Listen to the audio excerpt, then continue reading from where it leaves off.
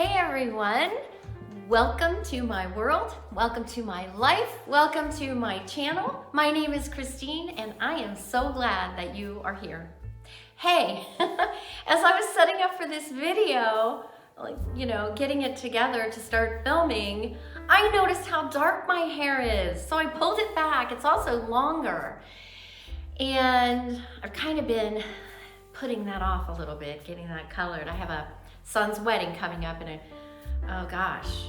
2 months. So I guess I'm gonna have to not wait until the last minute to get that done. I'm gonna have to get it colored. Anyway, I digress. The reason I bring up the difference in my hair is it's been a little while since I put a video up. And so I'm gonna start with the number one thing that I've learned is if you're gonna have a YouTube channel, you need to be consistent. And out of the gate, starting in January, I did one every week. I was putting a video out pretty much every week. And it became overwhelming because I didn't have a schedule for that. And so for the past, 3 weeks or so, I have not uploaded a video. I haven't recorded one, and so consequently my hair looks vastly different. It's much longer, and the color needs touching up, so I pulled it back. But the number one thing about having a YouTube channel that I have learned but I have not mastered is that you have to be consistent. You have to, for me, I'm trying to figure out when's the best day of the week to film, because you have to set aside time to edit, or at least I do, and that is the part that takes up the most of the time. But anyway, I'm not giving up. I'm gonna get back on course, and I'm gonna really figure that out this week so that I come back weekly with consistent videos. That is important if you're a YouTuber. But anyway, I have recorded 5 videos, and I just kind of wanted to go through real quick over the lessons I've learned and kind of my takeaways, and I think it can give you some inspiration or some advice. All right, so let's get started. Okay, so I have some notes that I'm going to refer to for the lessons on each of my episodes. But let's start with the first one. In that episode, I introduced you to myself. I talked about my why and how I was overthinking it and over preparing and everything it took to finally get rolling with it. And I encourage you to go back and watch it, because I think your why for doing something is really important, but even more important is to stop overthinking and start doing. I clearly was more than prepared a while ago, so there's so much power in actually doing something, and it starts the momentum. When I recorded my first video and got that out there, and it made me want to record the next one, and I kept going and I kept going, and that's how it works. Doing creates momentum, and so if you're thinking about doing something, don't keep putting it off. Trust me, you're probably overthinking it, and you're going to be better at it than you believe. You'll surprise yourself.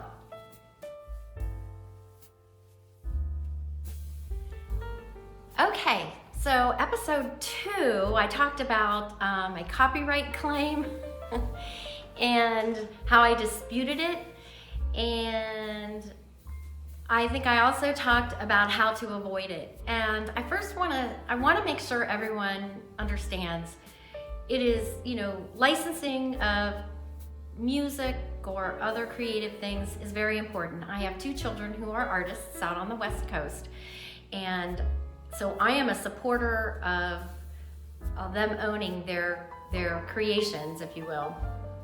So I certainly don't want to get around anything. I'm not trying to use someone else's music and claim ownership. That's not what I'm doing, and I don't want you to do that either. One thing that's important to know about a copyright claim being placed on your video is that you can't earn money.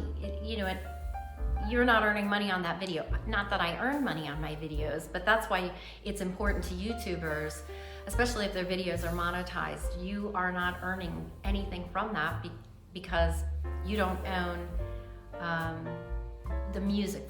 In this case, it would have been the music.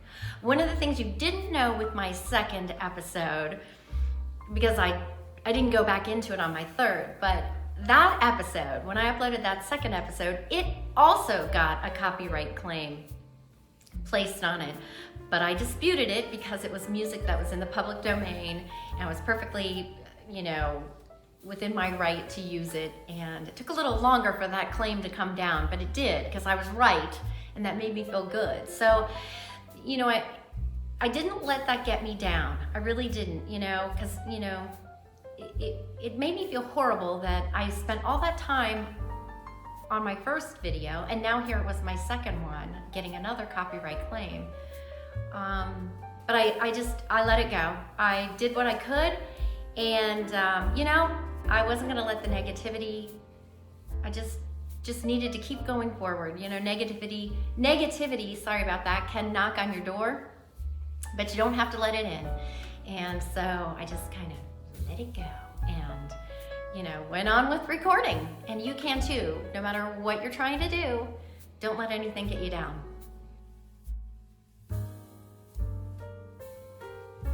Okay, my third video, I did a shopping haul, and I'll tell you what, you can see from the image here,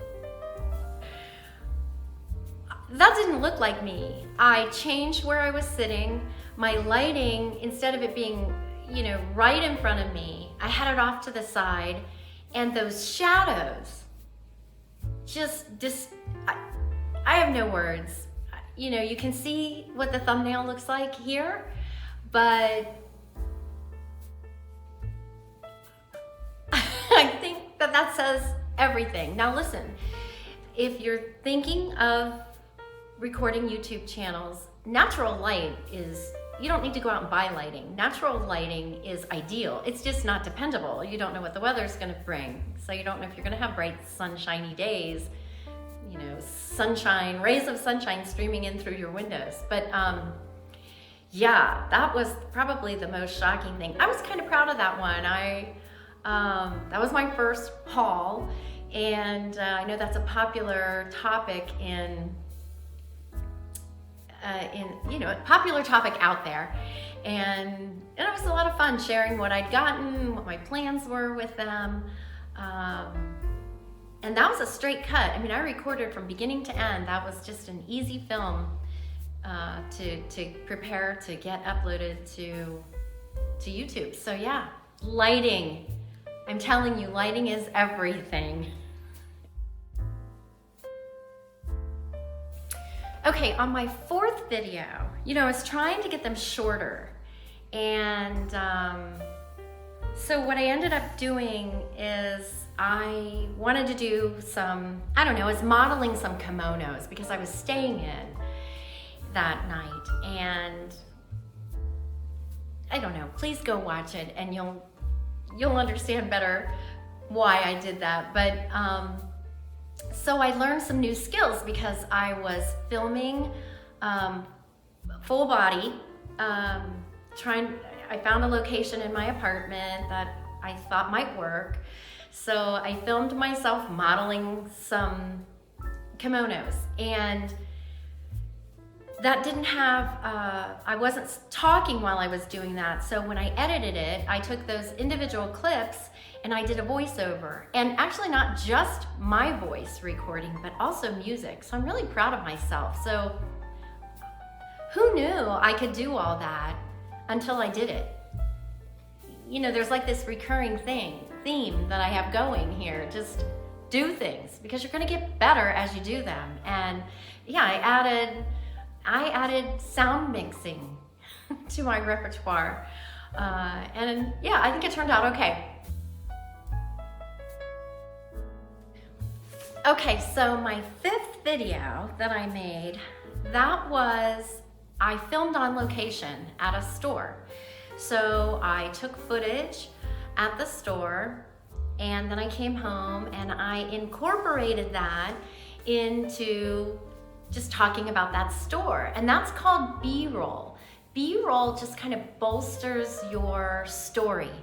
The beginning of this video, my intro, has B-roll in it. That's from my very first video, and bolsters the story because lighting is one of my takeaways, right? Lighting is important. So I had that clip that I was able to use in my intro. And in my second video, if you go back and watch that one about the copyright claim, I have some B-roll in that. It's very dramatic, but I have B-roll in that. And in the 4th one, obviously, all of the footage of me wearing the kimonos, that's B-roll. And again, this 5th video, I use the B-roll just to show what is in that store. Yeah, so B-roll, baby, I'm telling you what, it really helps you tell the story. It really, truly does. And I'll put a link in the description box below for a better explanation of B-roll. I highly recommend B-roll if you are thinking of being a YouTuber.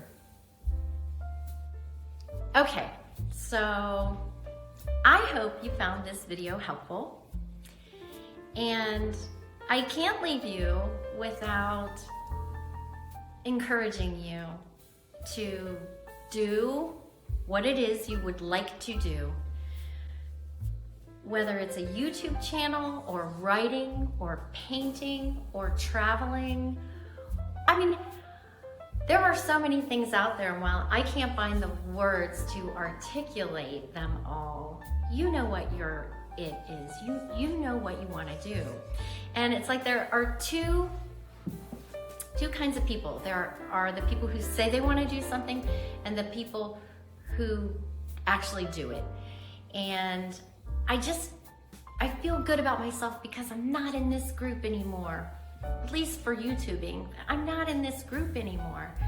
I'm actually doing something, and doing this is actually moving me forward on other projects that I want to work on. And I don't know, I really want to make sure that that you're not staying stuck, that you're moving forward. I know being the people who say they want to do something, I really want to do that. Sounds like you're longing for something that you have all the power to make happen. You really do. So anyway, listen, take care, and I will see you next time when I get my regular schedule going.